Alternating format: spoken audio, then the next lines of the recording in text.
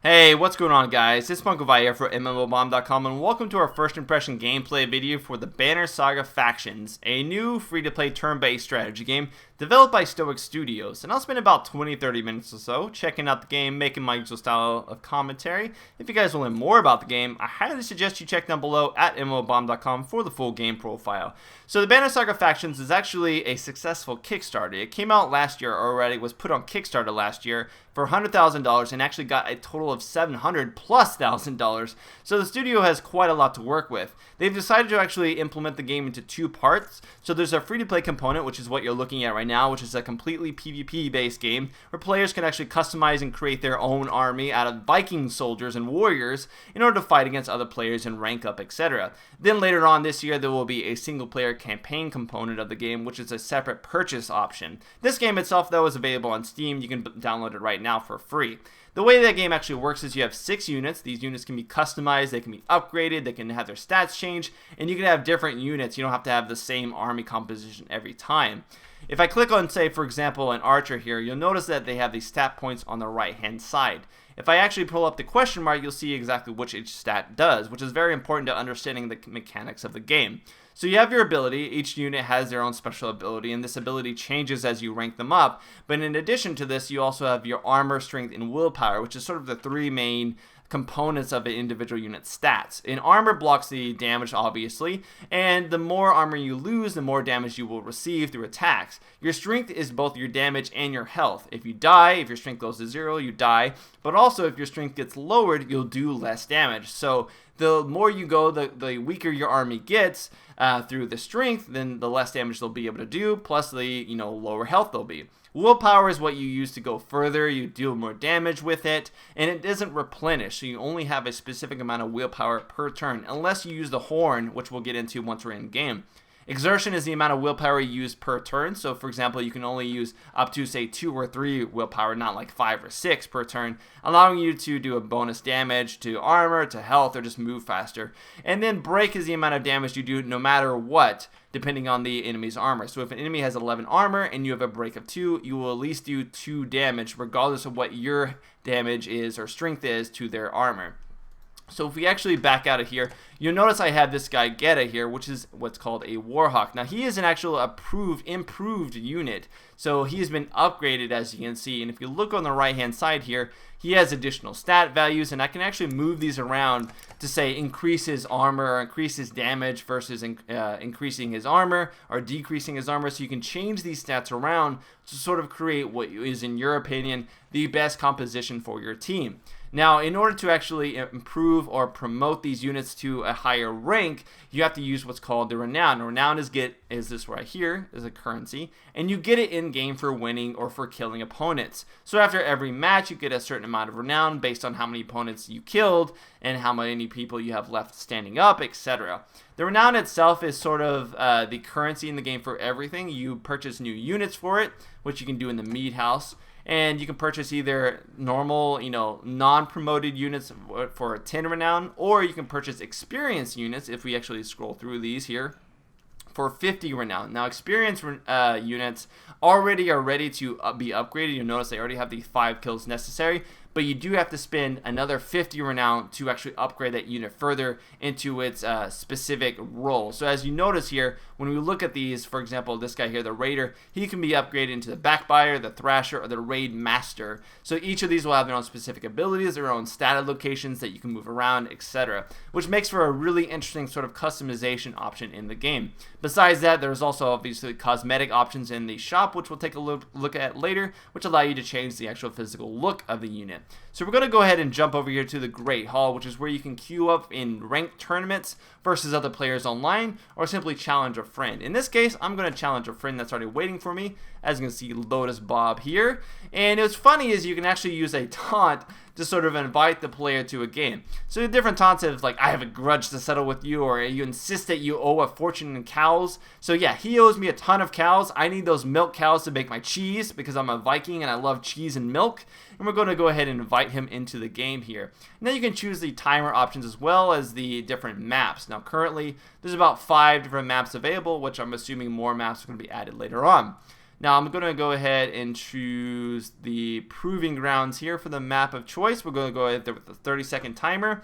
You can go with no timer if you want the maps to be a little bit, or matches to be a little bit longer, especially if you're playing against new players. Typically speaking, when you go against versus in the normal queue, you get 60 seconds per turn or per unit, with the experience mode being 30 seconds, but you get additional renown. One nice little feature is I like the fact that it shows you how many kills you have with each of your units here. So you see Geta here has 8 kills, so he is my go-to unit, and he's actually the upgraded version of the warrior, which Lotus Bob has, which we'll talk about. So the first thing we have to do, as you can see, waiting for everybody to load in, is we're going to have to actually position our units into a proper formation, much like you would do in most turn-based strategies. So you can position them a few squares up, and typically what I like to do is, because the shield guys get a bonus for actually having additional shield guys around them, I put usually all the shield guys together here, which gives them a bonus to their armor. And then I'm just going to head and move this guy up here, and I'll move my archers here right behind him. They're pretty squishy, and in fact I can hit this option here in order for you to see both their armor, their health, and their willpower amount. So now that I have my composition ready, I'm going to go ahead and hit ready here, and as you can see, their team is ready once again. Alright, so usually the first, turn or two is going to be about moving your guys into position, sort of feeling out the opponent, seeing what his sort of strategy is doing. An interesting thing down here is you actually don't choose which unit you move first. The computer chooses it. Typically, though, the large guys, these sort of shield bangers here, they are the first units to actually move, and in fact, they're going to be the ones for both teams to move first. The units are actually reflected, which is interesting, that you always will move the sort of mirrored image of the unit that your opponent faces. Typically right now, though, since we're low level, we don't have every guy actually unlocked or leveled up, you're going to have a mirror of units, but later on you can choose to have additional thrashers or additional sort of shield guys versus archers if you wanted to. So you don't necessarily have to have the same composition every single time. In fact, I could have 4 archers if I wanted to or something like that. So I can move up and sort of expose myself if I want to attack this guy. I'd also have to spend a couple willpower to do so, but I'm just going to go ahead, move up right here and sort of get myself in position, which is just fine because I'll be able to protect them with my other large sort of tanky units in front. Alright, here, so he's going to move the Raider next. Now, in terms of playing this competitively, there are the tournament options, which we mentioned earlier. But the tournament options allow you to have a specific rank. They usually have their own rewards, etc. So this game is very much, at least the PvP version of the game, the free-to-play, is very much a competitive PvP experience. There's no real versus AI option currently right now, which makes this, sort of difficult to play if you're not... It's a throwing into the fire sort of mentality where you only going to play against AI like the first turn, and then after that you're pretty much going to be playing against other players, albeit new players. The game has done a good job of pitting you up against new players early on, so you're not going to get fighting against players that are high level and have much more ranked up units, etc. You're pretty much going to be fighting against units of the same rank as you, which is a nice feature, and it's something that, allows new players to sort of get the hang of it with other players that are also getting the hang of it. But I do understand that sometimes players just don't want to play against other players. They'd rather just play against an AI and not feel like they're going to get crushed or something like that. Just go ahead and move out of that. Now we have this horn option here, which you can see, which we'll talk about in just a little bit. The horn option allows you to restore willpower, so you can actually restore these sort of star currency above. Now he's going to do that to do 1 damage of armor, which is a good thing to do. This guy is sort of my go-to damage dealer, and so we want to make sure that he maintains his health and his armor as much as possible before we actually get into the killing, I guess you could say. So next thing I'm going to do is the same thing, where I'm going to go ahead and whittle down his armor, and I'm going to take 3 armor though, so I'll use 3 willpower there. Now you notice when I had the option to actually select if I wanted to attack armor or HP, there was sort of a percentage chance to hit him on his HP. That is because my health, or my strength rather, is lower than the enemy's armor. So when you have a lower strength amount than the enemy's armor, you have a less percentage chance to actually hit the enemy, meaning that you'll need to whittle it down in order for you to be most effective at dealing damage. Otherwise, you'll just simply miss. Alright, so Thrasher's just moving up here. And if I have to say, it's a little bit like the game doesn't start really getting heavy hitting until 3 or 4 turns in when everybody sort of moves up. So I can say that the game certainly starts off, or at least picks up slowly. And it isn't until the actual, as you can see, we're like right next to each other, that people actually will go in and start, dealing a lot of damage, and people will die very quickly. So we'll see what actually happens here. He's got his shield banger ready. It's going to be moving him up soon, I suppose. He's got 15 armor and 10 damage. I have 16 armor and 10 damage, and he can do 1 damage to either of these people. But we both have armor of 10, which means the minimum or maximum amount of damage he can do is 1, unless he spends additional willpower. So we'll see what he does here. I don't think he actually did anything. I think he ran out of time, unfortunately. Let's see what happens here. Shieldbanger does anything. Oh no, we're having network issues. So the game just came out a couple days ago, so if anything, the servers have sort of had a little bit of an issue, sort of taking the brunt force of all the players playing. The queues themselves take literally no time at all. So what am I going to do here? Well, he's already attacked that guy. I could attack him since he's right there, but this is the guy next to actually attack. And so I want to sort of just remove his damage as much as possible, sort of take him out as much as possible, I guess you could say, in order for him to not be a threat. So you always want to try to maim targets, take down their armor, take down their HP, so that they're not really a threat. And I could have attacked the guy that attacked me first, but I know that he's not the next guy in line that can attack me from that range. This guy is. So I want to make sure to mitigate the amount of damage he does most. And the seas and network have grown stormy and violent, unfortunately. Alrighty here, so I can go ahead and move up if I wish to get in closer. It looks like if I move right here, I would be able to attack that target, which is what I'll decide to do. So I'm going to go ahead and attack this guy, but I only have a 70% chance to do damage, so I'm just going to go ahead and take out 3 of his armor, which I can. Spend 3 willpower there. And so now he's down to just 7. So now next time I attack him with my damage, I have a better chance of doing a lot higher damage. And he only has 9 HP, or 9 strength rather. So his options are sort of limited. He can come up here and attack my shield banger, or he can attack my raider. But he's going to have a pretty high chance of missing if he chooses to do so. Then again, he can just attack the armor, sort of whittle me down.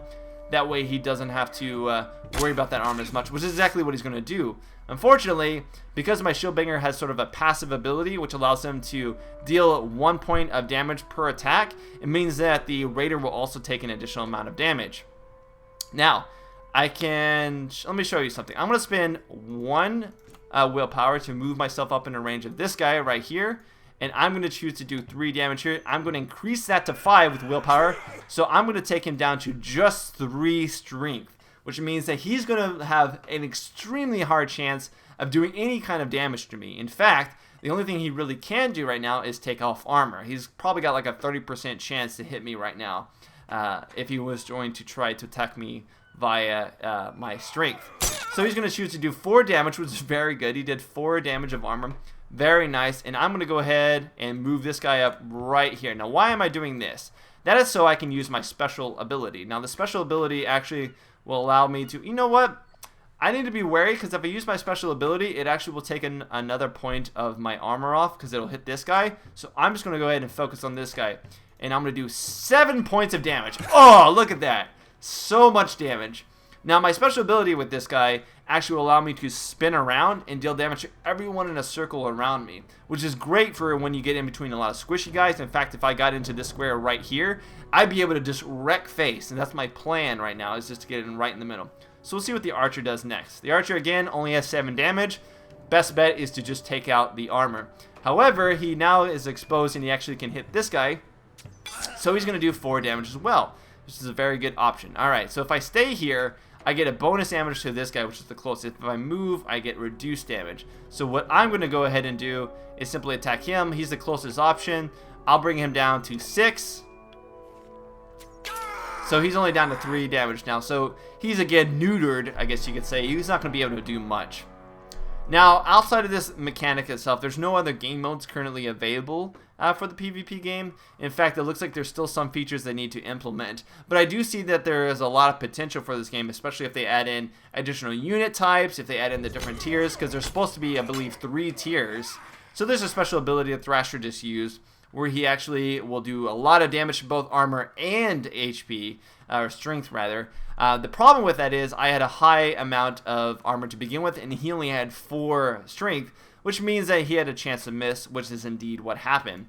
So what I'm going to do here is I'm going to use 3 focus and actually deal 5 points of armor damage, which will allow me to whittle him down nicely for my shield banger here to take out, as well as my warhawk as well. Unfortunately, the shield banger has 10 damage and I only have 4 armor, so he can do up to 6 damage to my thrasher if he wants, or he can attack my warhawk and try to whittle him down as well, which is exactly what he's going to do, unfortunately. I don't like him attacking my warhawk. This guy is my go-to guy. Alright, so who's next here? Well, it looks like the archer's next, which I'm unfortunately unable to get to. So what I'm going to do here instead, see, this is my thing. I could kill one of these guys if I wanted to, or I could choose to whittle down this guy as a more opportune threat. I'm going to choose to just take out this guy so that he can't actually do any armor damage to anyone. But that is sort of the decisions you have to actually make in the game. You can't just say, oh, it's going to kill that guy. It makes more sense, because sometimes you got to factor in, is that guy actually going to do anything of worth, or should I be focusing my attention on other people? Just leave that guy wounded and then start focusing on other units that are higher threat priorities. So let's see if the archer's going to move up. He can do 1 damage. He's going to try to take out some armor, it looks like. He does indeed take out 3 armor. Alright, so now that I have my archer here, I'm going to go ahead and attack this guy. Yeah, I'm going to attack this guy here. 3 damage is all I need to actually kill him. Boom! And as you can see here, as I kill units, I get this willpower. Now the willpower is what I can then choose to restore to an individual unit. The willpower is only gained in the horn when you kill a unit, and it allows you to restore it in case you need additional willpower to perform moves or additional special attacks, etc. But you can only do it on the actual turn of the unit you want to spend it on. So for example, if I want to spend it on my warhawk, once it's his turn again, I can indeed do that. Oh, I'm down to 1, just 1 singular damage. Dang it. Alright, so what do I want to do here? Well, I can't really do much. So what I'm going to do is I'm going to move into this range here. I'm going to attack this guy, but I'm going to use all my focus just to take down his armor here. Because pretty much this guy is worthless now. He has 1 strength. He can't do any damage. The maximum amount of damage he can do is 1. So what I'm going to try to do is whittle down his armor as much as possible so I can do the maximum amount of damage to him in order for him to not be actually, useful, I guess you could say. So that guy did get taken out, unfortunately, but it's alright. It's time for me to bring the pain, as it will. Alright, so I'm going to go ahead and attack this guy. I'm going to use 2 of my focus here. In fact, what I can do, I'll use 2 of my focus. So I'm down to 0 focus. But next time it's my turn, I can use the sort of horn here to replenish that focus and use my special ability. Alright, so what's the shield banger going to do? Well, I've whittled him down now. So he just missed his attack outright. He completely missed his attack, no problem, because I took out his HP. So then again, going for HP versus armor is sort of that back and forth. You have to really dictate what you want to do. And because he has his back turned me, I get additional damage with my archer, and I'm going to indeed take him out without even having to spend a willpower. Boom! And there he goes down. The art style in this game is quite good, I have to say. But I can see how this game may not be for everyone, especially for those who want a little bit faster turn-based strategy. This is a little bit more tactical, but I will say from the beta, because I did play in the beta, once you get your guys ranked up, once they all have special abilities, people die very quickly, and if you're playing against another competent player, someone who's played a lot, you will notice that the teams will go back and forth quite quickly here. Alright, so we move my Thrasher up here. What is next? Well, the closest guy that's actually attack is this one right here. So I'm just going to go ahead and move right on up. And I'll use my special ability to whittle down both his armor and his HP. So, bam! Do a bunch of damage there. I may have done more damage simply attacking his HP, but that at least whittles it down on both sides. So now he's going to be moving back. He can do 1 damage to either of my targets, or he can choose to take out some armor if he wishes. So we'll see exactly what he does. So he's going to spend 2 willpower and take out 3 damage there. So I'm only down to 5. Now I would mention that the actual damage you do with your special abilities really doesn't change. It does change, however, the mischance of it if your health is down below the enemy's target armor. So let's go ahead. I'm going to go ahead and move up here. No, you know, yeah, I'm gonna go ahead and move up here. I'll move up and I'll attack this guy. 2 damage. I'll make it 3 damage with 1 additional willpower, bringing him down to just 1 health. So right now he's pretty much gimped. He can't do anything except for take out armor. His probably hit percent chance right now is something like 10% or something like that. So he's just gonna go ahead and run away. And he can run away. You know, you can do that. You can cower and run in fear. It's fine. It's fine. I'm going to go ahead then and start focusing on this guy. I'll spend 2 willpower there in order to take him down to just 4 HP. And that should gimp him a little bit so that he will primarily have to focus either on doing very little amounts of damage or dealing armor damage here. So we'll see what he does. Now in terms of the archers, the different archers that you have at your disposal will have abilities like you can shoot an arrow up into the air, which allows anyone who steps on that target square to take damage and to actually stop movement. There's another one that actually does AoE damage after a certain turn, but everybody can see it on the ground. And what's really nice is that different abilities, like the Warhawk here, for example. Oh, I can't use special ability. Okay, so what I will do is I will do this to grant me a... Yeah, there we go. So I granted myself 2 willpower by doing the horn, which allows me to use my special ability. And then I'll do my swing. Hua! And as you can see there, it takes both one out and does additional damage to the other target. So you can imagine if you had a complete circle around you, you would do brutal amounts of damage to everyone, which is quite nice. So let's see here. Yeah, so like I was saying, the archers themselves can be upgraded. They have different abilities, different upgrades. The Shieldbanger, when he can be upgraded, can taunt a unit, which means that on this next turn, that unit has to attack him. He also can do additional damage by pushing a unit if he gets upgraded into that version, which deals damage to him and any units in the AoE around that unit that he attacks. So there are different sort of mechanics and gameplay styles that you can choose to go for as you rank your units up. Like I said, there's a lot of options in terms of... Can I attack from here? I can. So let's go ahead and I will go ahead and take him down to just 1 HP. Boom. Whittling him down yet again. So again, he's got 1 armor. He can't really do... 1 damage, 1 strength. He can't do much. He'll have to probably focus on just armor. Now, when you're playing against other players, Lotus Bob here being a good sport, he has played literally 2 or 3 games. But when you're playing against players at the equal skill level, typically you'll get down to just having 1 or 2 units, both of you at the same time, which makes it for sort of like a nail-biting experience. You make 1 wrong move, and you get taken out, and that's the end of the game, etc. So let's go ahead and move up here. I'm going to go ahead and attack this guy. Don't even have to spend a willpower. Boom, and he's gone. So now we're in Pillage Mode. Now when Pillage Mode happens, the entire roster in terms of who goes next gets revamped. In this case, the archer gets to go first, but then the other units on my team get to go. And the reason for this is, in the beta, when one unit was super strong, if he was left over while the other units were dead, he could literally go every other turn, meaning that he would go, then you would go, then he would go with that same unit, which would allow him to just kill everybody if he was really strong. Say I kept the Warhawk, at high HP, at high armor, I can then use a Warhawk every turn in that style and pretty much just wipe the floor with everyone. So they changed that, and I like the change because it allows it for more balanced gameplay down into Pillage Mode.